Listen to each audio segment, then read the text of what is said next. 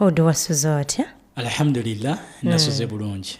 Anange sina buzibu nange nasuze bulungi. Ejoyiseeyo totya mu kkubo. Ate mu kkubo ntyamu ekigwanga lyaffe likuumibwa. Abali bakumanga ebyalo okyabalaba gwagamba nti no bakuumibwa. Wajoyita n'osanga abasirikale nga bakuuma. Patro bazikola ssaawa 2 ne baddayo ku poliisi ne batuula. Ante kyekyo. Kati abo bakuumye. Naye era naffe tuba ne surveillance.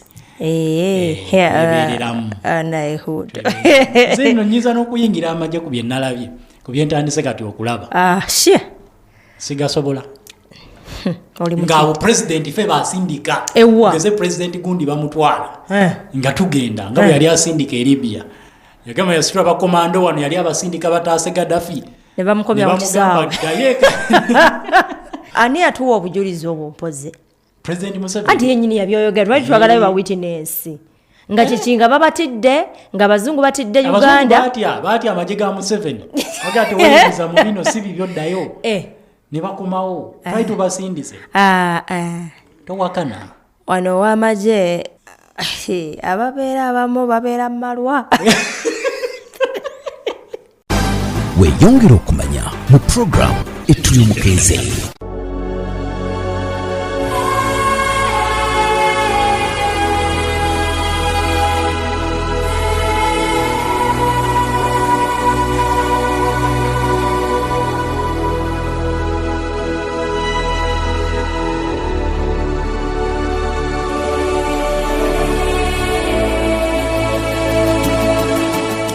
Ku 107.9 Pale FM ekkule ly'omuntu wa bulijjo webali nnyo webalire ddala nate atwegaseeko amakyago olunaku olwaleero lunaku lwakubiri nze omugabi MATOVU nzalwa z'ekyaddondo mbamaze nange okuyingirawo ate mu kanyomero kaffe akaweeyongere okumanya n'omumbejja Frida Mazzi kw'ossa ne Kasekende Francis nga bwe twatandika okutunuulira ensonga ez'amagye ag'enjawulo n'olunaku olwaleero era ogenda kukkiriza nkuleetere ate ejje ddala agasinga okulabika nti gafuna training enzito ate era nago n'ebikolwa byago ne biba byanjawulo ku by'amagye ag'amawanga amalala.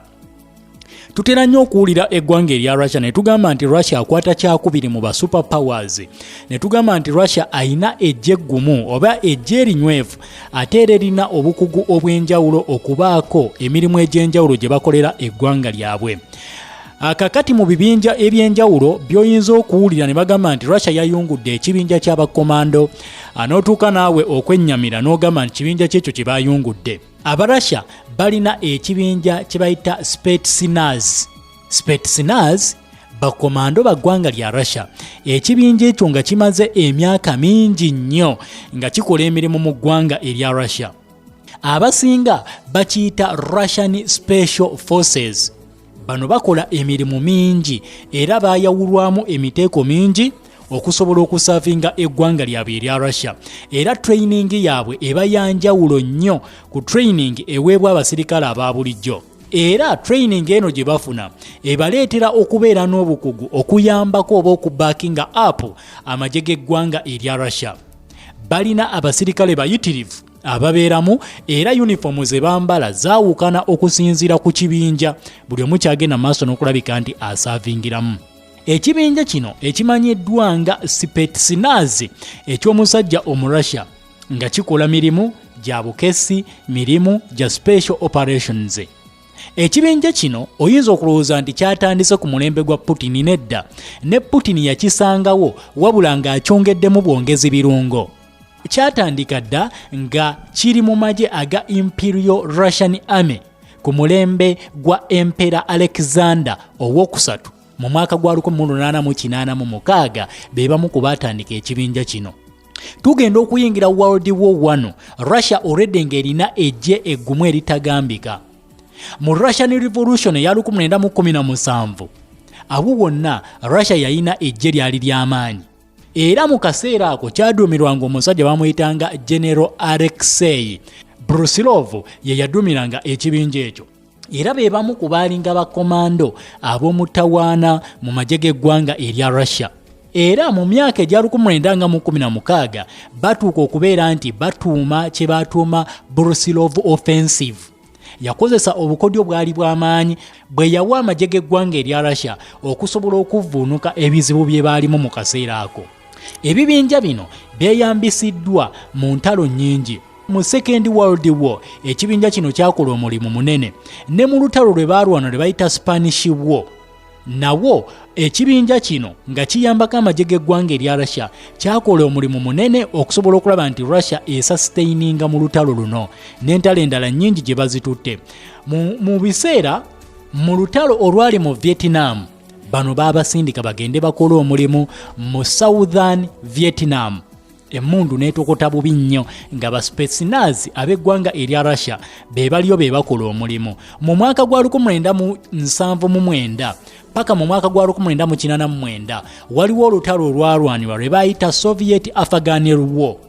Mu kiseera ekyo baatuuka Abarussia okukola operation nakati abasajja aba Afghani gye bagenda maaso n'okulabika nti beewuunya gye baatuuma Operation Storm 333. Eyo yagenda maaso n'okulabika nti ekolebwa ng'ennaku z'omwezi 27 Desemba 1979. Amagye aga Soviet Union nga beeyambisa Soviet Special Forces bagenda maaso n'okulabika nti basalako olubiri oluyitibwa Tajbeg Pass mu Afghanistan ne batta president owa Afghanistan bamuyitanga Hafizullah Amin mu mwaka gwa 1979. Mutabani wa president naye nattibwa kwosana abakuumi 300 abaali bakuuma president owa Afghani naye ne bagenda maaso n'okulabika nti bamutta mu ddakiika 40. Operation Storm 333 yali ewedde ng'ekolebwa ekibinja kino ekya SPETSNAZ eky'omusajja Omurussia. Entalo nnyingi endala zagenze maaso n'okulabika nti yeenyigiramu era ekibinja ekyo yakikutulamu divisions nnyingi. Abasajja bamujahidini baali tebatya amagye ga ggwanga lya Russia, naye nga bwe bategeera nti ekibinja ekya SPETSNAZ kireeteddwa awo nga bafunamuuko setback. Bamanya nti Omurussia kati awo abeera ayungudde ekiyitibwa ejje lye erya ddala.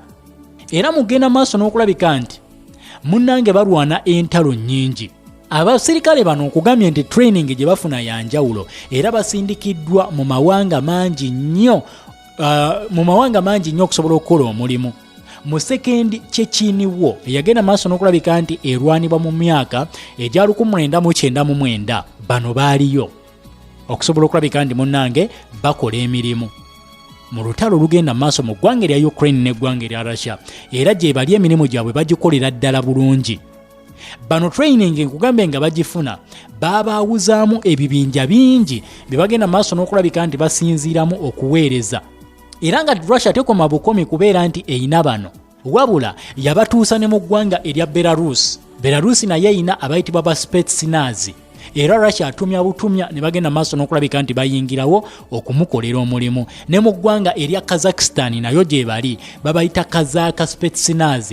Gonna agaali amatwale g'eggwanga erya Russia ogenda kwekanga nga bano gye bali era bakola emirimu.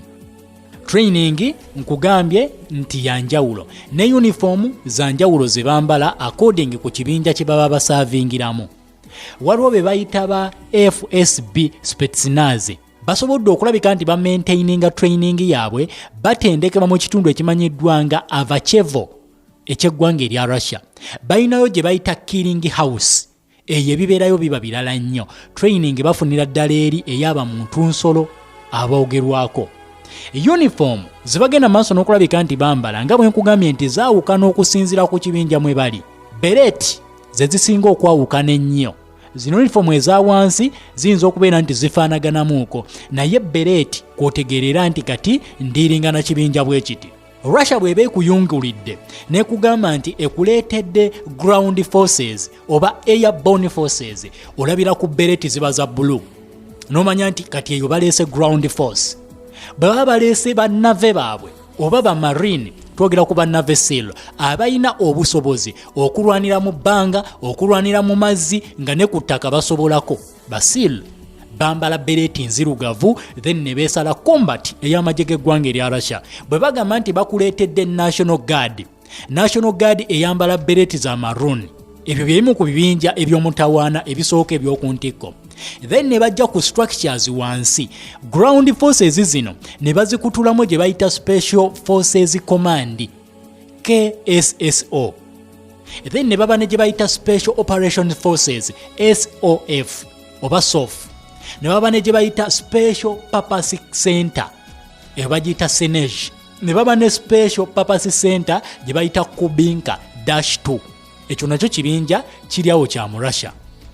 Then ne baba ne gye bayita Special Purpose Center ekibinja ekyayawulwamu ne kiyitibwa Turoskol kyaba Russia. Ne baba ne gye bayita Special Reconnaissance Center, Naval Rescue Center, Army Aviation Combat Center, nakyo kibinja bakitwala kiri under the ground forces. Then ne baba ne gye bayita Main Intelligence Directorate, eyo naye erimu ebibinja ebyenjawulo. Bayina Special Forces of the Main Directorate of General Staff of Russian Armed Forces gye bayita SPETSNAZ GRU, eyo weeri. Bayina obusobozi obubuukira mu bbanga ng'ebinyonyi, ne bagenda maaso n'okulabika nti bakusalako mu kitundu baba bagadde okulabika nti babasuula. Bayina Second Special Purpose Brigade. Brigade eno nejjeebeeramu ebibinja ebyenjawulo. Bayina gye bayita Signal Battalion, bayina Support Company, bayina Special Purpose Detachment. Nkugambye nti ejje lya Russia ddene n'okusinga bw'oyinza okulirowoozaako.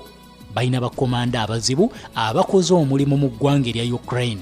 Bayungula kati kino ekibinja bwe bakugamba nti kyekiri emabega w'obulumbaganyo obw'enjawulo obuba bukoleddwa n'okutirimbula okw'enjawulo okuba kukoleddwa, ng'ovudde ku bino bye tuwaanawaana simanya Wagner Group, SPETSNAZ kibinja kya njawulo nnyo kya ggwanga lya Russia. So buli ggwanga lirwana okubeera n'ebibinja eby'omutawaana. President Museveni yatutegeeza nga bwe yali ayungudde bakkomando bagende e Libya. Kati ne Russia eyina abaayo besobola okuyungula mu buli mbeera yonna, bayitibwa ba SPETSNAZ. Weyongere okumanya ku kkula ery'omuntu wa bulijjo 17 Abarussia ndowooza mutegedde we muyimiridde. Weyongere okumanya mu program Ettuli Omukeeze. Russia be bamu ku basinga ejje ddene ate era ery'amaanyi. Nze mbatya. Obatya? Naffe batutya. Kizibu. Wano President Museveni nze nkikkiririzaamu. Kizibu. Mu Africa tewali gye likuba lyaffe. Ogamba era mu East Africa tulimu ensi mmeka mu East Africa? Si mu East Africa. Mu Africa yonna. Tandika olunaku ng'oli musanyufu. Tandika olunaku ng'oli mumanyi.